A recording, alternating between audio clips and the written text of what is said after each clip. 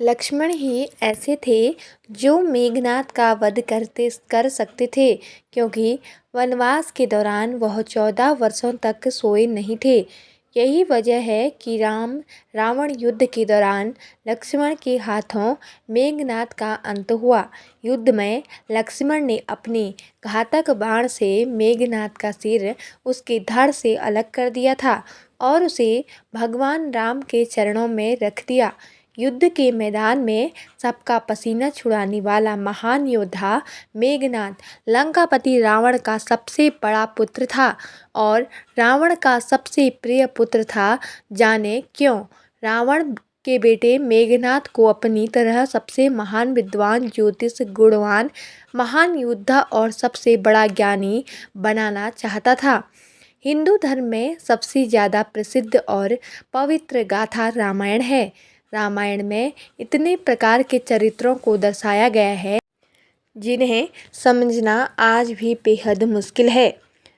मगर दशहरे के शुभ अवसर पर रामायण के ऐसे ही अद्भुत चरित्र के बारे में बताया गया है जिसका नाम आप कई हजार सालों से सुनते आ रहे हैं।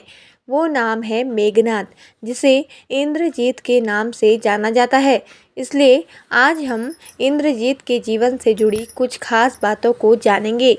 युद्ध के मैदान में सबका पसीना छुड़ाने वाला महान योद्धा मेघनाद लंकापति रावण का सबसे बड़ा पुत्र था और रावण की पहली पत्नी मंदोदरी ने मेघनाद को जन्म दिया था।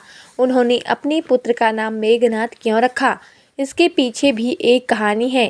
शास्त्रों के अनुसार जब मेघनाद का प्राकट्य हुआ था तब उसके रोने की आवाज़ एक साधारण बालक की तरह नहीं बल्कि बादल के गड़गड़ाहट की तरह सुनाई पड़ती थी, जिसकी वजह से उस बालक का नाम मेघनाद रखा गया। क्यों रावण के प्रिय पुत्र थे मेघनाद?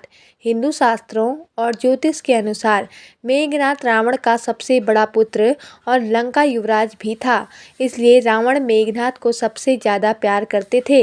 कहते हैं कि जितना बड़ा महान विद्वान ज्योतिष रावण था, उससे भी कई ज़्यादा गुणवान महान योद्धा और सबसे बड़ा ज्ञानी वह अपने बेटे मेघनाद को बनाना चाहता था।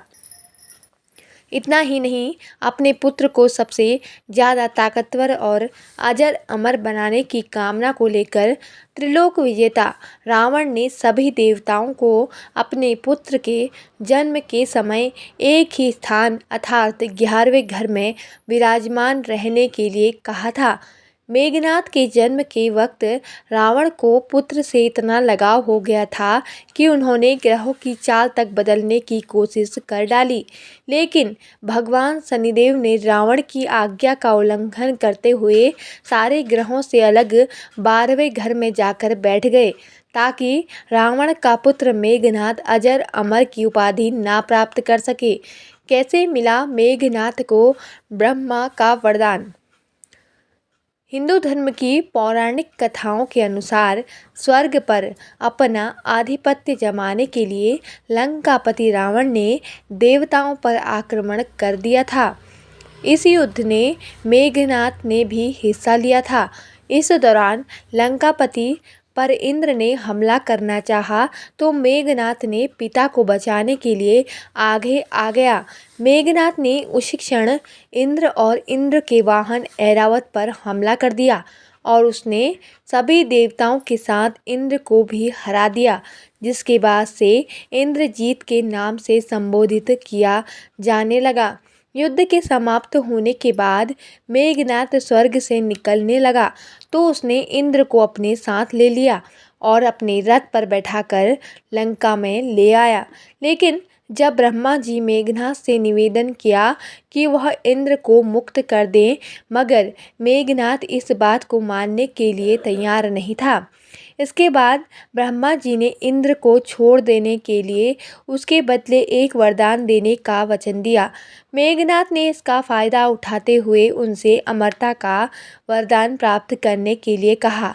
इस दौरान ब्रह्मा ने मेघनाद बोला कि अमर होना इस प्रकृति में किसी भी जीव के लिए संभव नहीं है, क्योंकि यह तो प्रकृति के ही खिलाफ है। तुम कोई दूसरा वरदान मांग लो। मगर मेघनाथ अपनी बात पर अड़ा रहा।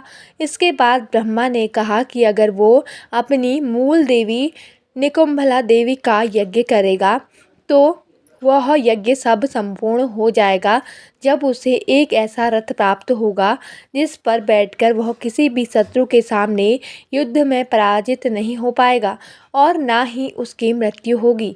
इसी के साथ ब्रह्मा जी ने इंद्र को यह भी बताया कि सिर्फ धरती पर एक ऐसा होगा जो मेघनाथ का अंत कर पाएगा, जो 12 सालों से सोया न हो।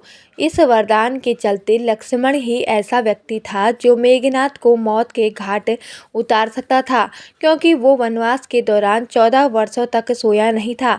इसी कारण राम रावण युद्ध के दौरान युद्ध क्षेत्र में लक्ष्मण के हाथों ही मेघनाथ का अंत हुआ।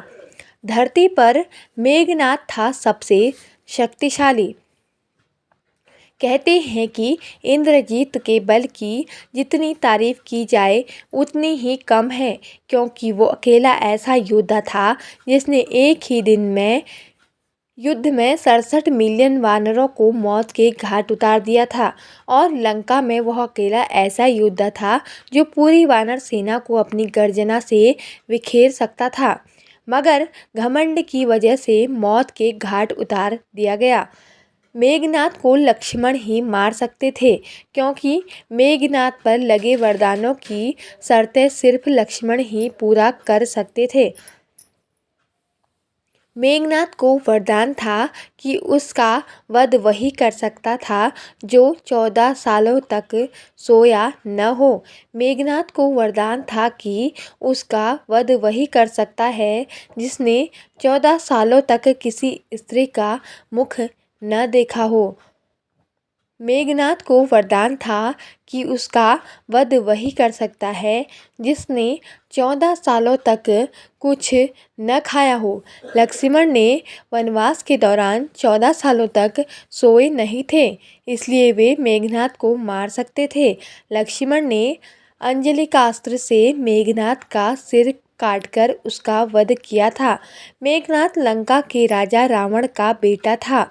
उसे इंद्रजीत के नाम से भी जाना जाता है। मेघनाथ ने इंद्र को हराया था, इसलिए ब्रह्मा जी ने उसे इंद्रजीत की उपाधि दी थी। मेघनाथ ने राम रावण युद्ध में अहम भूमिका निभाई थी। तो दोस्तों, आपको यह जानकारी कैसी लगी कमेंट करके ज़रूर बताएं और हमारे चैनल को सब्सक्राइब जरूर करें। धन्यवाद। जय सिया राम, जय माता दी।